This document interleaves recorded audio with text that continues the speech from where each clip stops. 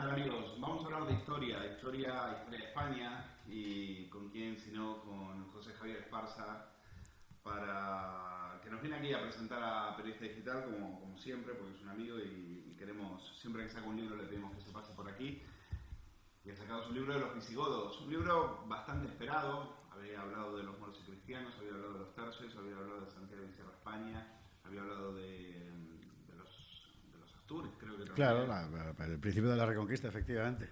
Pues faltaba un libro sobre los visigodos y aquí lo tienen, firmado por José Javier Esparza. Y como siempre, no es un libro de estos de Manuel Laluz. Esto es un libro que viene a desmontar algunas ideas que están bastante enquistadas en la historiografía oficial, y Esparza es cualquier cosa menos un historiador oficial, y sobre todo muy políticamente incorrecto. ¿Qué tal, José Javier? ¿Qué tal? ¿Cómo estás? Muchísimas gracias una vez más por abrirme las cámaras, los micrófonos de Periodista Digital, Sabes como cada vez que que saco un libro. Es una maravilla esto. sabes que es tu casa y nos gusta hablar, aquí hablamos de historia, no leemos los libros y por eso te hemos traído. Muy agradecido. Y hablar de visigodos en este momento también es muy especial, ¿no? Porque estamos Sí. hablando de lo que tú consideras que son los que crean por primera vez un Estado en España. Es decir, tú, una de tus discusiones con historiadores anteriores es que hay que considerar que los godos son los primeros que crean un Estado en España. Hablar de los visigodos es hablar de España y de ese reino que se instala en esta tierra entre los siglos VI y el siglo VI y el siglo VIII, y que además, bueno, nos cuentas que no eran ni bárbaros ni atrasados. Pues ¿por qué es tan importante hablar de los visigodos en este momento? Vamos a ver, hoy tenemos en España un gran debate nacional, bueno, desde hace ya unos cuantos años, que es precisamente si somos o no una nación y desde cuándo. Y hay una corriente, digamos, pastelosa, que es la que dice que somos una nación de naciones, que es algo que propiamente dicho en realidad no quiere decir nada. Hay otra corriente que dice que, bueno, que sí, que somos una nación política desde las Cortes de Cádiz. Y yo creo que la realidad histórica es que somos una nación histórica, como la mayor parte de las naciones europeas, por otra parte, que son naciones que se construyen a lo largo de la historia hasta que existe una conciencia política de comunidad. Bueno, en el caso de España, esa nación histórica aparece por primera vez con los visigodos, porque son los primeros que conscientemente organizan un reino independiente, ya completamente singularizado al margen de la tutela del Imperio Romano, que se llama Hispania. ¿Y qué quiere decir España? Como todo el mundo sabe. Entonces, si ellos crean un reino que se llama así, se llaman a sí mismos así, y además blasonan de ello, como Isidro de Sevilla en su célebre Loa a Hispania, lo lógico es pensar que efectivamente eso es España. Lo raro sería pensar que no, que eso era Noruega. No, evidentemente España es el origen de España como nación histórica. Es decir, que de alguna manera la primera idea, ellos estaban concienciados de que estaban de que efectivamente su espacio, su territorio era España, es decir, desde los Pirineos hasta el sur, hasta el norte de África. Es interesante porque es un acto consciente, es un acto de voluntad política. Es decir, es ellos llegan aquí, como por otra parte la mayor parte de los pueblos germanos en su momento, a gobernar parte del Imperio Romano que ya no se sostiene en nombre siempre de la autoridad imperial. Llega un momento, sin embargo, a partir... Pero cuando llegan, todavía están de la mano con Roma. Absolutamente. Y digamos que su monarquía es una monarquía, por así decir, delegada, ¿no?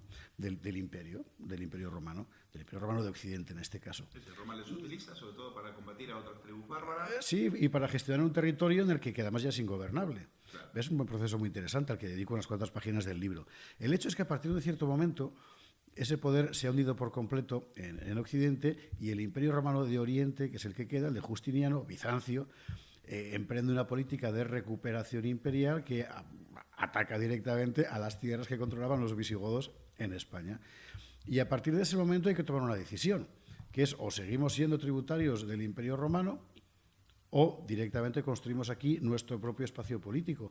Y eso es lo que hace Leovigildo, y es una auténtica revolución. Es un acto deliberado, de voluntad política, de vamos a singularizarnos. Y a partir de ahí empieza un proceso de construcción de Estado a través de la unificación religiosa, la unificación social, la unificación jurídica, etcétera, y la conquista territorial que crea el primer reino que se llama España, que es este. Ya vamos a llegar a Leovigildo. Te pregunto por una tesis de fondo que hay en el libro, que es que el feudalismo es lo que mata al reino visigodo y no al revés, como lo que marca la historiografía oficial. Es decir, explícanos un poco eso. ¿Qué significa el feudalismo acaba con el reino visigodo? Vamos a ver, hay que partir de la base de que los pueblos germánicos no tenían un concepto público de la corona, sino un concepto personal. Es decir, el que es rey no es rey de un país, sino que el país es suyo. Por eso al morir puede repartirlo entre sus hijos, como ocurre en el reino de los francos, después de Clodoveo. Por tanto, no existe una noción, digamos, de Estado, valga el término, asociada a esta corona. Los visigodos intentan construir ese poder público. Es decir, la posesión política del rey es, digamos, independiente de la persona del rey y pasa a otro que le hereden esas condiciones y el rey no tiene derecho a repartir sus dominios entre sus herederos. Esto es importantísimo porque para la época, en el mundo político germánico, es una revolución política. Nadie lo había hecho así. Lo hacen los visigodos por primera vez copiando el modelo romano en el que el Estado es independiente de la persona del que manda, ¿no? Bien. La realidad, sin embargo, es que para poder mantener un poder público de este corte hacen falta unas estructuras estables, institucionales, lo suficientemente sólidas como para que permanezcan inalteradas entre un rey y el siguiente. De lo contrario, se desharían. Bien, y eso es exactamente lo que ocurre porque, claro, ¿qué instituciones, qué estructuras hay en un momento como el siglo VII, finales del siglo VII, donde en la práctica el poder sobre la tierra, el poder sobre los recursos, el poder sobre la guerra, es decir, sobre la capacidad de movilizar huestes, depende siempre de un jefe territorial? Pues es realmente difícil mantenerlo. De tal manera que los reyes empiezan un camino peligrosísimo, los reyes godos, que consiste en que para mantener la estructura del Estado, llamémosle así, insisto, más o menos cosida, reparten entre sus fieles. Fieles que a su vez empiezan a generar sus propias dinámicas de poder. Fieles dicen caudillos. La gente de su clan, por así decir. Sí. Gobernar las distintas... Exactamente. Su delegado de gobierno, digamos. Por así decirlo, que a su vez son grandes terratenientes. Claro. ¿No? Aquí ya está enteramente mezclada la población hispano-romana, la población hispano-goda, ya son prácticamente lo mismo. Claro, cada uno de ellos desarrolla su propia dinámica de poder, de tal forma que llegan a estar en condiciones de imponer a la corona sus propias condiciones para que el rey mande. A partir de este momento el poder deja de estar en el rey y pasa a estar en los señores. Es el comienzo del feudalismo. En el caso del reino de los francos llega a haber hasta 4 reinos distintos, sometidos todos ellos además a sus propios nobles. Bueno, eso es lo que provoca que estos tíos se maten entre sí, que cada rey dure menos que el anterior y demás. Bueno, eso fue antes. Eso fue antes de que se convirtieran en un reino. Esa fue la peor época, sin ninguna duda. No. Esto es al final del siglo VII. Un momento en el que viene a coincidir, además de toda esa inestabilidad política, una terrible peste que se declara en el sur de Francia, que era parte de la España visigoda, Narbona, y que aniquila una enorme cantidad de la población, se calcula que hasta un 25%, su secuela de hambrunas, de malas cosechas y, inevitablemente, de pelea por unos recursos cada vez más escasos y, por tanto, un conato de guerra civil. Y el final del reino visigodo es exactamente esto, es decir, no hay un poder público capaz de imponer una autoridad y, por tanto, una única dirección.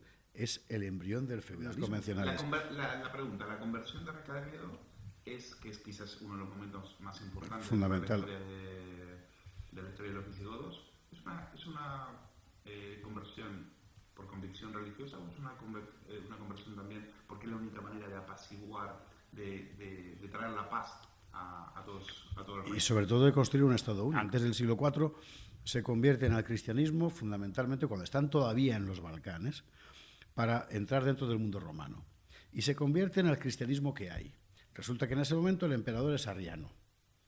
Arriano quiere decir que, por decirlo en 2 palabras, crees que Dios es Dios y que Jesús es hijo de Dios, pero no es Dios. Es, por así decir, un hombre adoptado por Dios, para entendernos. Es un poco elemental, pero más o menos así. Bien. Se convierte en ese cristianismo porque es el que hay. Lo que ellos quieren es ser romanos también. No es una cuestión de fe, es una cuestión política. A partir del momento en el que ellos entran dentro del Imperio Romano y empiezan a ostentar una posición de cierto privilegio porque se les reconocen tierras, Ellos siguen siendo arrianos porque es precisamente la forma de marcar sus privilegios frente a los que no lo son. De tal forma que mantienen y nunca son proselitistas, evidentemente. No tratan de que haya más arrianos porque significaría meter más gente en los privilegios que tú posees. No evangelista. Claro, exactamente. Cuando llegan a España, ellos llegan como élite de poder que se impone sobre un territorio en descomposición donde la mayoría es católica romana. Bueno, y están muy interesados en seguir siendo arrianos, no tienen ningún problema.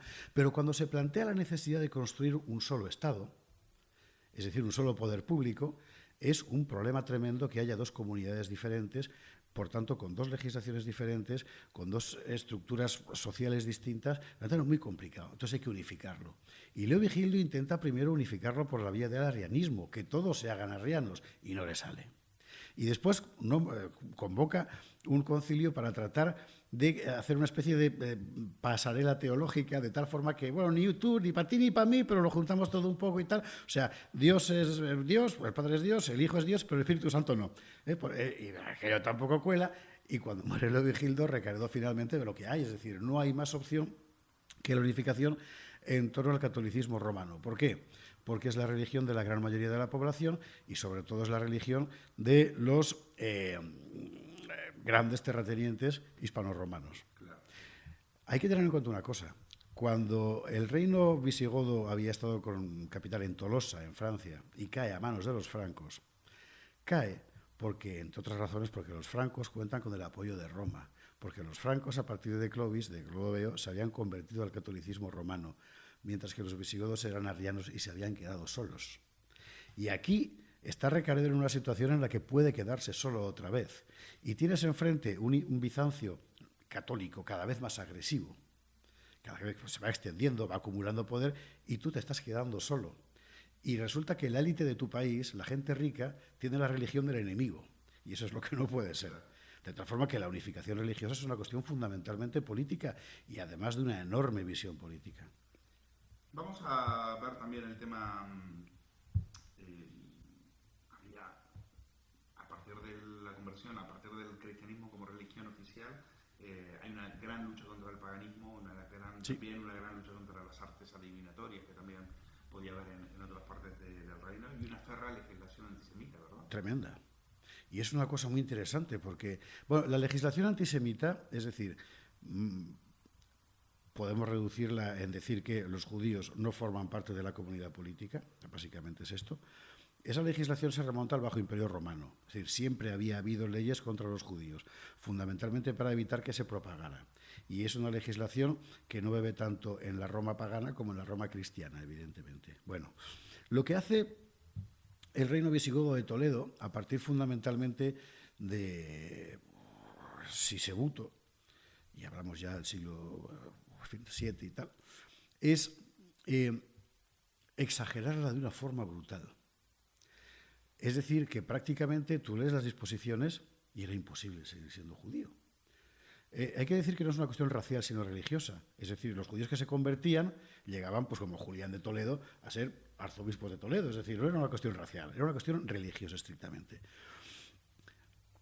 Lo sorprendente es que después de decenios y decenios y decenios de legislación antijudía, que en muchos casos comportaba la muerte, encuentras a principios del siglo VIII todavía un montón de placas, un poco por todas partes, de cementerios judíos con inscripciones judías. Entonces, ¿cómo es posible que siguiera habiendo judíos después de 100 y pico años de brutal legislación antisemita? Entonces, solo cabe una respuesta. No se aplicaba. Claro, no se aplicaba. Es decir, una cosa que te guardabas como arma para evitar que los judíos o determinadas comunidades judías adquirieran demasiado poder. Entonces siempre esgrimías esta historia. Y por otro lado, como manifestación ante la comunidad política y de los reyes, quiero decir, manifestación de los reyes ante la comunidad política y sobre todo ante la Iglesia, de que no había nadie más pío que tú, porque no había nadie más antisemita que tú. Y cuando vas leyendo las disposiciones son delirantes, algunas de ellas, en cuanto a las penas que daban, etcétera, ¿no? Pero claro, la única solución posible es pensar que es que sencillamente no se aplicaban. Formaba parte, por así decir, de la ideología política del rey, ¿no? Y entonces se puede decir que, más allá de una legislación que parece papel mojado, por lo que tú relatas, habría, digamos, una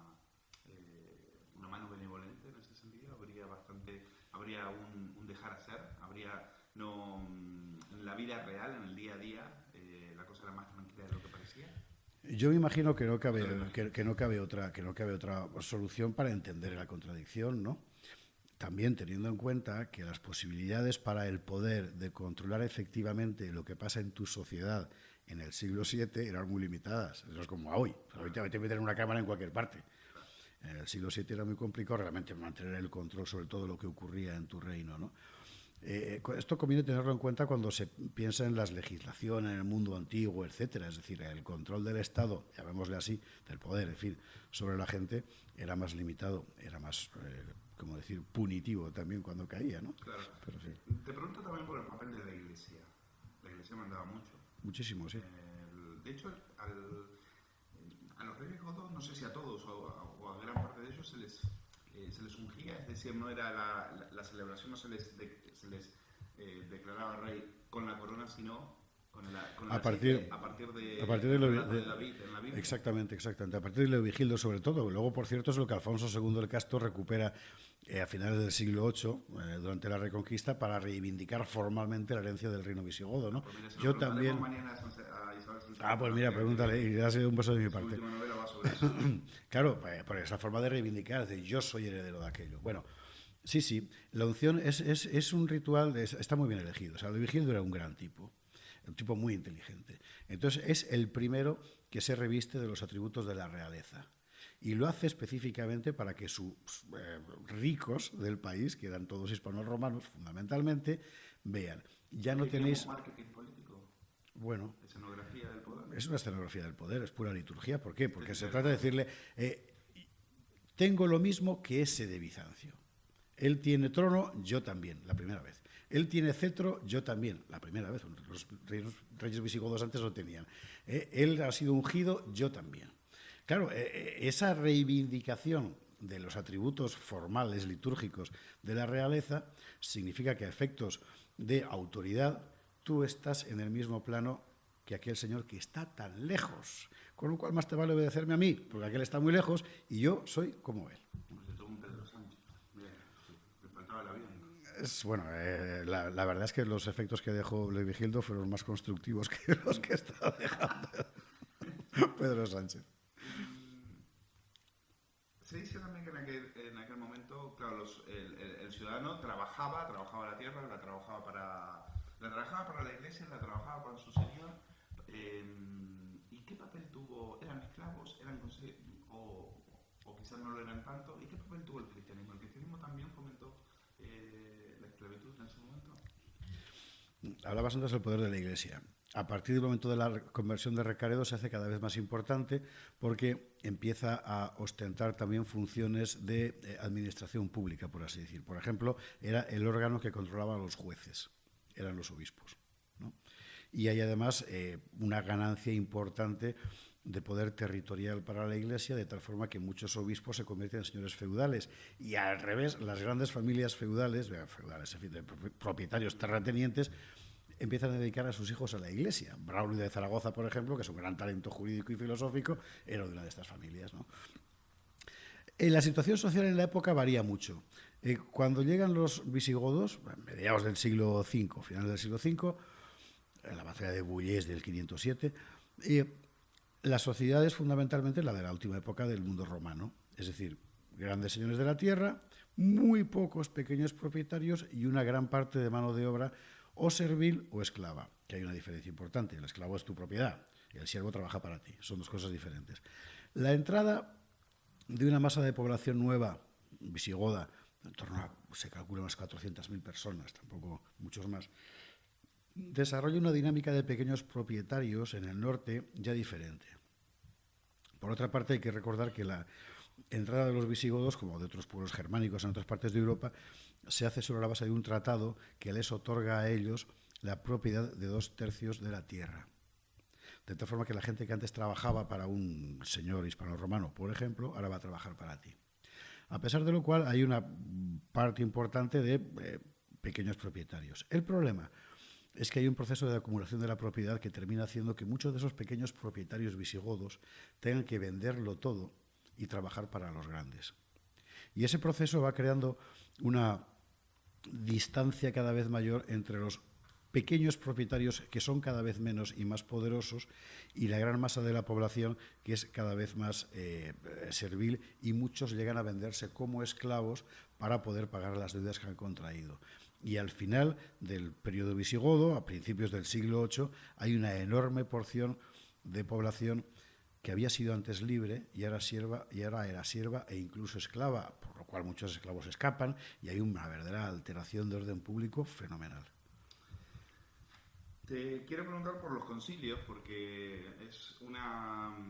Hablamos mucho de los concilios de Toledo. Toledo era Claro. la capital, la que lo decía, lo vigildo, ¿no? Que Toledo sea de alguna manera la capital del reino. Sí, bueno, desde Teudis ya era el centro físico del poder, pero se consagra como capital del reino, evidentemente, con el rey. De concilios. Son asambleas, ¿no? De alguna manera el Parlamento godo, podríamos decirlo. El concilio es en principio la asamblea de los obispos. Es decir, que la figura que se toma es la del...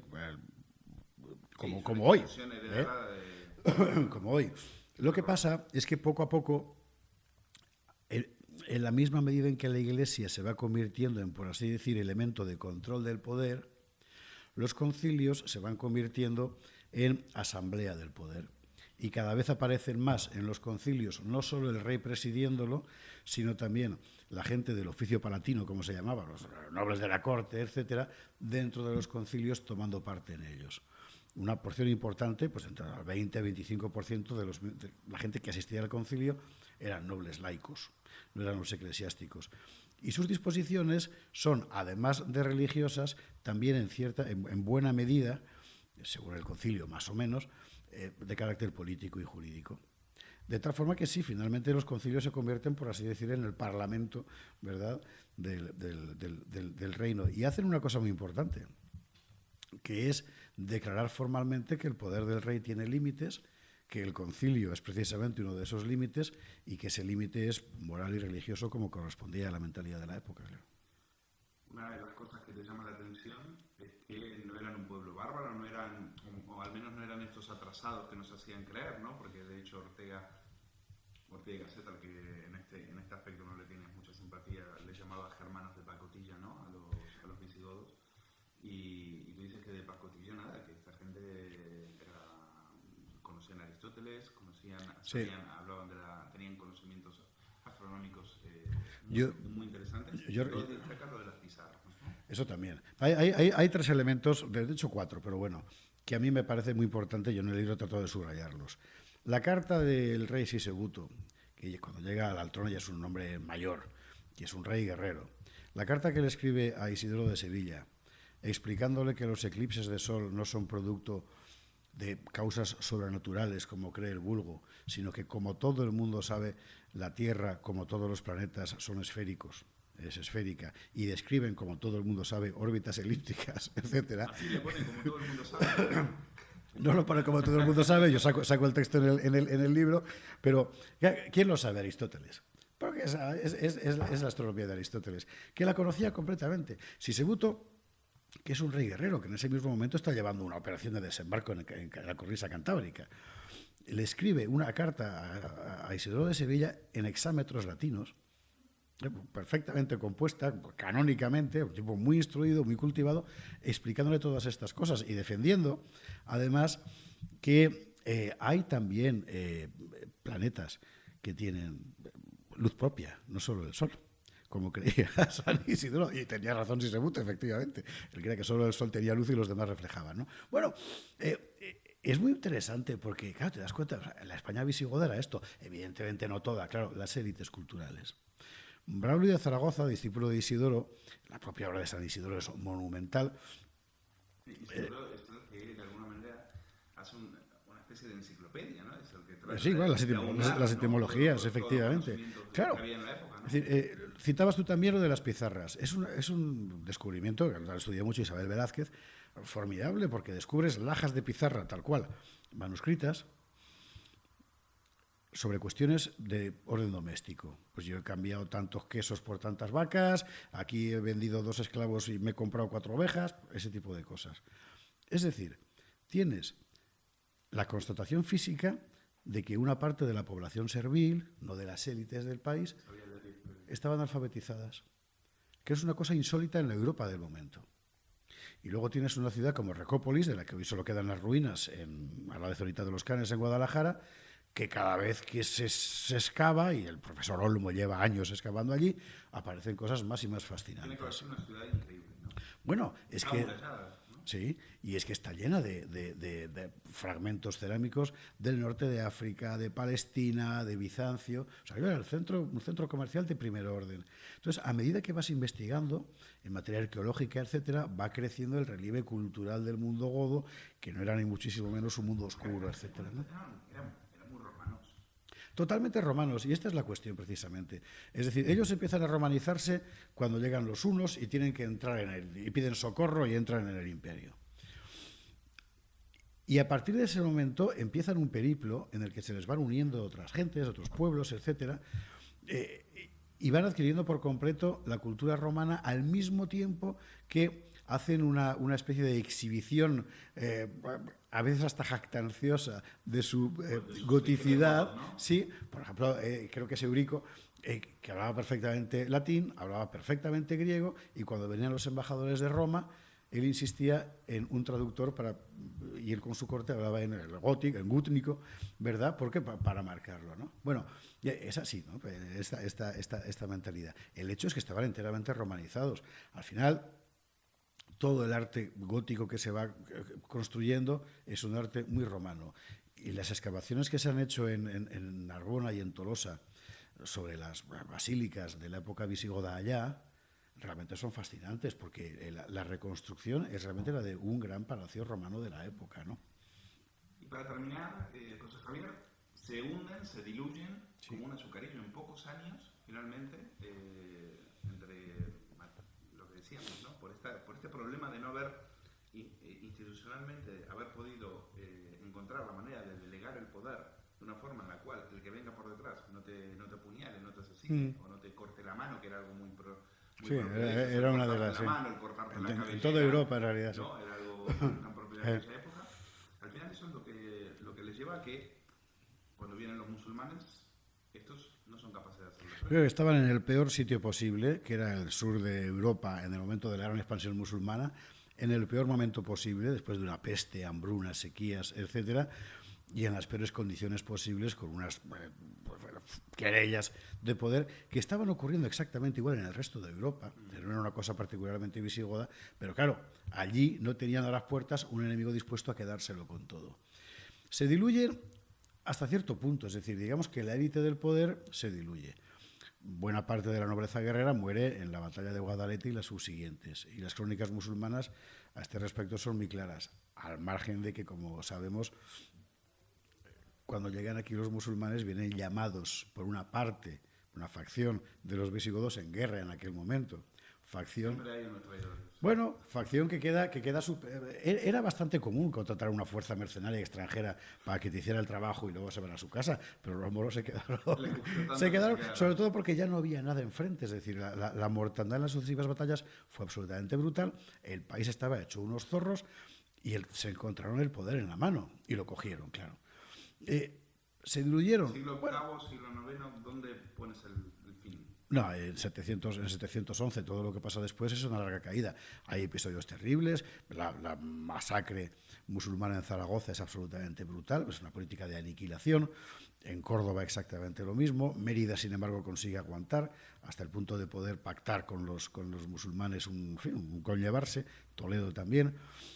Pero en 4, 5, 6 años todo se desmorona porque no hay un poder, porque ese poder público que faltaba, que se había ido diluyendo, no fue capaz de estructurar una defensa. Es el que va a tratar de recuperar 70 años después Alfonso II el Casto en torno a Oviedo. Pues eso se lo vamos a preguntar a San Sebastián mañana. A ver. Muy bien. Pues José Javier Esparza, Visigodos, la verdadera historia de la primera España, editado por Espera de los Libros. Un placer. Gracias. Lo mismo digo, muchísimas gracias.